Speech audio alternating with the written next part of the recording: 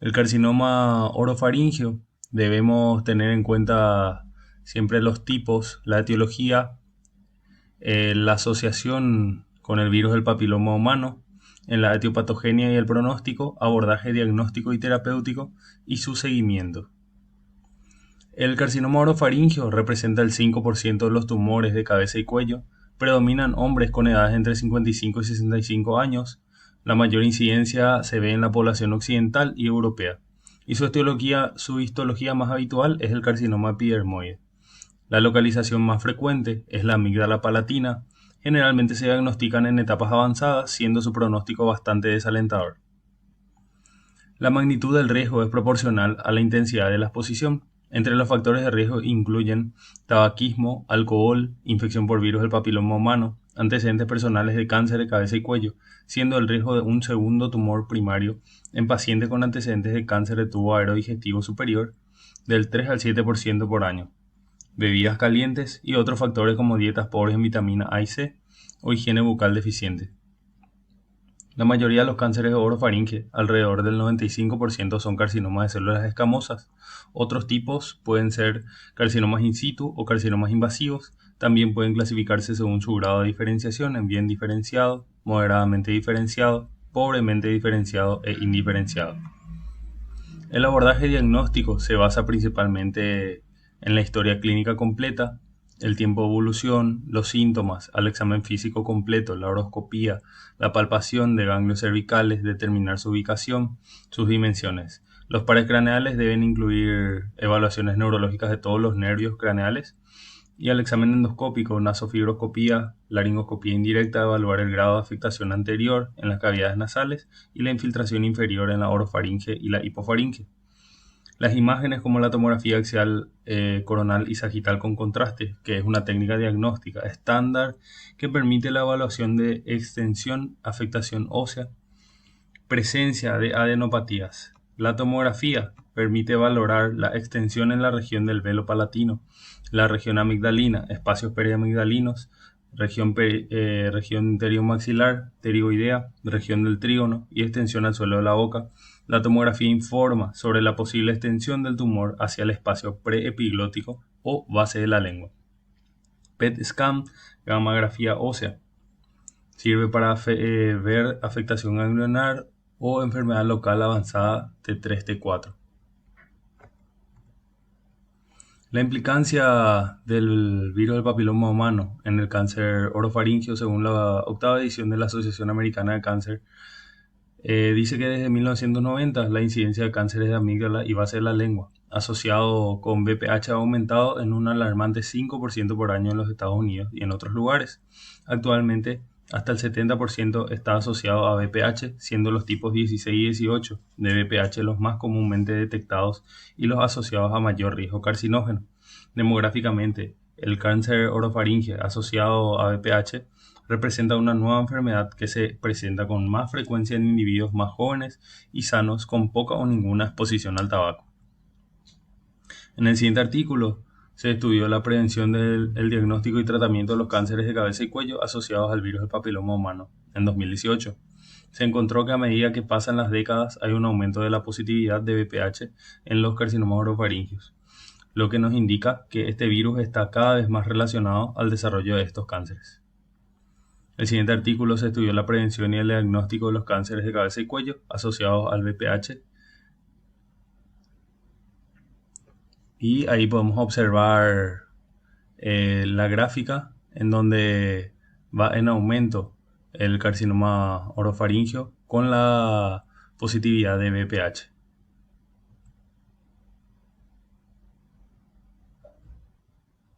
También se ha identificado la proteína supresora de tumores P16, que es una ciclina dependiente de quinasa 2A, biomarcador establecido para la carcinogénesis mediada por VPH. También es un pronosticador positivo independiente en el contexto del carcinoma orofaríngeo. La tinción inmunohistoquímica para P16 no es costosa, tiene una disponibilidad casi universal y es relativamente sencilla de interpretar. Los cánceres orofaringe ahora se organizan de acuerdo con dos sistemas distintos, dependiendo de si se sobreexpresa o no P16. Estos resultados sugieren que se podría realizar un adecuado diagnóstico de los carcinomas orofaringeos relacionados con VPH mediante un algoritmo en 2 pasos: la detección de la sobreexpresión de P16 y la detección del ADN viral. La Asociación Americana del Cáncer designó a los estadios tumorales con la clasificación TNM. Se excluyen de esta clasificación los tumores no epiteliales. Para T con VPH positivo tenemos que T0, ausencia de evidencia de tumor primario; T1, un tumor menor de 2 centímetros en su diámetro mayor; T2, entre 2 a 4 centímetros; T3, mayor de 4 centímetros o con extensión a la superficie de la lengua o epiglotis; T4, enfermedad moderadamente avanzada a nivel local, con extensión a la laringe, músculos extrínsecos de la lengua, pterigoideo medial, paladar duro o mandíbula, afectación de regiones adyacentes. Esta clasificación es igualmente útil para carcinomas no VPH en cuanto al pronóstico y por lo tanto siguen siendo los mismos, con 2 excepciones. Los VPH P16 positivos no incluyen tumor in situ, debido a un patrón no agresivo de invasión del VPH P16 positivo, y la clasificación T4B se ha eliminado en la clasificación del carcinoma VPH P16 positivo, porque las curvas T4A y T4B resultaron indistinguibles en cuanto al pronóstico.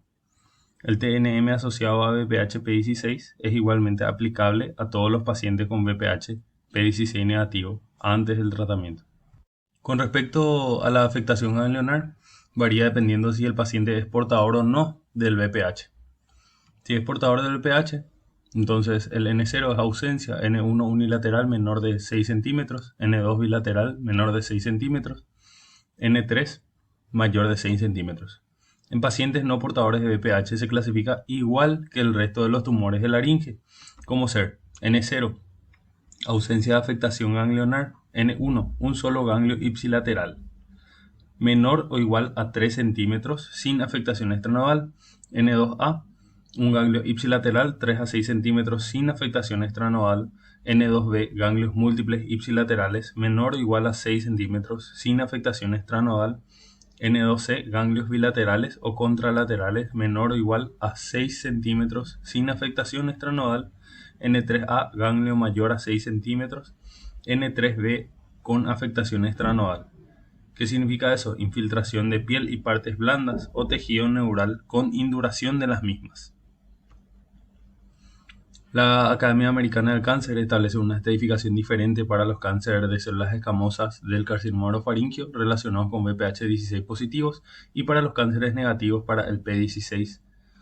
P16 positivo tiene afectación ganglionar más rápido, pero se clasifican en estadios más tempranos debido a su mejor respuesta al tratamiento. Con respecto al tratamiento del carcinoma orofaringeo, actualmente se encuentra con 3 alternativas terapéuticas: la terapéutica quirúrgica, radioterapia, quimioterapia. Tenemos entonces que los cánceres con predominio linfoide responden más a la radioterapia y quimioterapia, y los cánceres con afectación muscular y ósea tienen una terapéutica inicial quirúrgica y la radioterapia es una terapéutica complementaria. En tumores pequeños, la cirugía y la radioterapia consiguen resultados similares. El tratamiento quirúrgico del cáncer orofaringe en tumores de amígdala y región amigdalina, en casos de adenopatías metastásicas de primarios desconocidos, se podría realizar una amigdalectomía como biopsia. También en los tumores menores de 1 centímetro, cuya exéresis no deje dudas del amplio margen de seguridad, la amigdalectomía ampliada en T1 y T2 de hasta 3 centímetros. La amigdalectomía incluye tanto la amígdala como los pilares amigdalinos, ampliándose a demanda algún centímetro hacia la pared faríngea posterior o hacia el surco amigdalogloso, o hacia el velo palatino o hacia la región del trígono retromolar. Tenemos que en profundidad la musculatura faríngea puede ser incluida parcialmente en la resección. Sin duda, si la indicación es correcta y hay márgenes de seguridad, esta técnica es útil y con buena respuesta y evolución postquirúrgica. En caso de que sean de pequeño tamaño o extensos en superficie pero no infiltrativos en planos profundos, se puede optar por la resección simple mediante láser de dióxido de carbono o bisturí eléctrico con punta de tungsteno que permite la exéresis del tumor respetando los planos musculares profundos. Los tumores que afectan al plano muscular, la resección es igualmente posible, pero la reconstrucción no siempre es factible mediante cierre directo. En estos casos hay varias opciones. Cierre mediante 3 colgajos simultáneos del velo del paladar, de la mucosa yugal y de la pared posterolateral faríngea, también colgajos regionales y colgajos microvascularizados. Los tumores que desbordan la región amigdalina o que afectan desde una región limítrofe son sometidos generalmente a orofaringectomía con sus variantes. Acá podemos ver una imagen con que se representa una orofaringectomía lateral con mandibulectomía. Cuando resecamos la mandíbula, ¿cuándo lo hacemos? En tumores orofaringios con notable afectación ósea. Ahí es cuando optamos por la resección de la mandíbula. La flecha roja representa los lugares de la osteotomía sobre las ramas ascendentes y horizontales de la mandíbula, y la exéresis se lleva a cabo en bloque con la pieza ósea.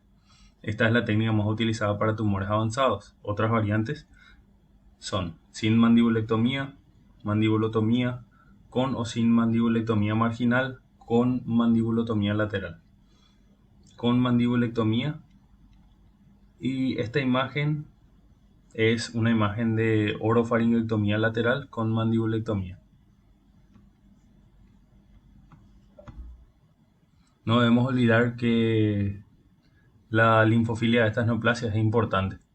La extensión linfática se realiza más frecuente en la región subdigástrica y yugulocarotídeas. El resto de los niveles ganglionares se afectan en tumores más avanzados. El volumen tumoral no está relacionado con la invasión ganglionar. Tenemos que en cualquier T y N0 el vaciamiento ganglionar debe ser del área 2 y 3.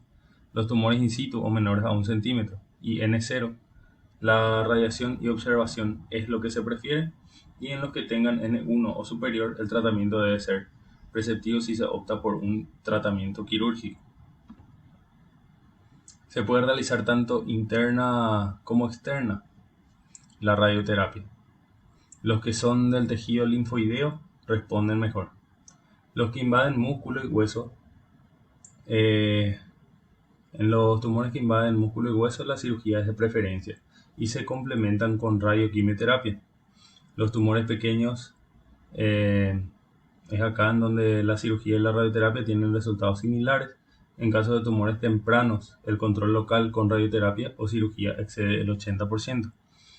La cirugía tiene buen resultado cuando se tiene escasa invasión, pero se prefiere también radioterapia adyuvante en pacientes con infección por VPH, porque tienen una mejor respuesta y menos impacto funcional. Para recordar un poco, la radioterapia no adyuvante tiene como fin reducir el tamaño tumoral antes de un tratamiento quirúrgico, la radioterapia radical como tratamiento curativo, la radioterapia adyuvante se realiza luego de la cirugía, la radioterapia concomitante que se realiza en conjunto con la quimioterapia.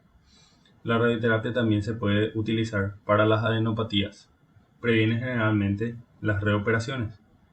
En tumores N1, N2 se realiza cirugía con radioterapia, sin embargo en los N3 son irresecables y se tratan con quimio-radioterapia paliativa. Incluso con resección completa de estos tumores, el 10% de los pacientes recaen con metástasis a distancia. El 15 al 20% recae como primarios y secundarios y hasta el 60% desarrollan recurrencias locorregional. Por eso es importante el tratamiento con cisplatino y radioterapia concurrente en pacientes con alto riesgo de recaídas debido a márgenes positivos, extensión extracapsular, diseminación perineural, embolia vascular o linfática.